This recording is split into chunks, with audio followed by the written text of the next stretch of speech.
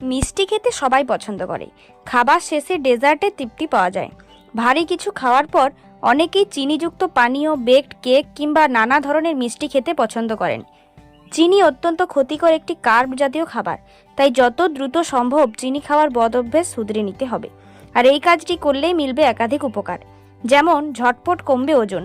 ওজন বেশি থাকলে ডায়াবেটিস, হাই বিপি, কোলেস্টেরল সহ একাধিক জটিল অসুখ শরীরকে ঘিরে ধরতে পারে।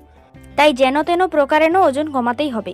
আর সেই কাজে সাফল্য পেতে চাইলে নিয়মিত চিনি খাওয়ার লোভ সামলে নিন, কারণ চিনিতে রয়েছে এমটি ক্যালোরিজ, যা ওজন বাড়ানোর কাজে সিদ্ধহস্ত। তাই চিনি বা মিষ্টির থেকে দূরে থাকুন।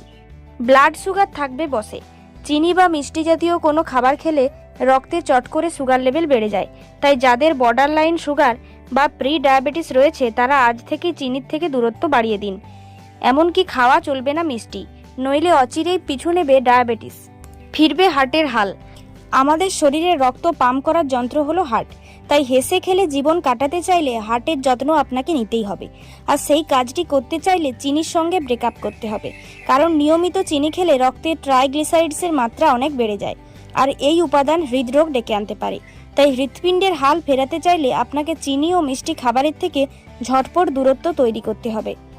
নিপাত হবে দাঁতের সমস্যা। আমাদের মুখের ভিতরে উপস্থিত কিছু ক্ষতিকর ব্যাকটেরিয়ার খুবই পছন্দের খাবার হলো চিনি। তাই নিয়মিত চিনি খেলে এই সব ক্ষতিকর জীবাণু হু হু করে নিজেদের সংখ্যা বাড়িয়ে দেয়। তারপর এই সব ব্যাকটেরিয়ার কারসাজিতে দাঁতে জন্ম নেয় ক্যাভিটিসের সমস্যা। এমনকি এসব জীবাণু মুখগহ্বরে একাধিক ইনফেকশনের কারণ হতে পারে। তাই মুখের স্বাস্থ্যের হাল ফেরাতে চাইলে চিনিকে ভুলতেই হবে। লিভার থাকবে সুস্থ। নিয়মিত মিষ্টি বা চিনি খেলে লিভারে জমতে পারে ফ্যাট। তাই নন অ্যালকোহলিক ফ্যাটি লিভার ডিজিজের থেকে দূরত্ব বজায় রাখতে চাইলে চিনিকে আগে সরাতে হবে। ত্বকের জন্য উপকারী। ত্বকের জন্য উপকারী।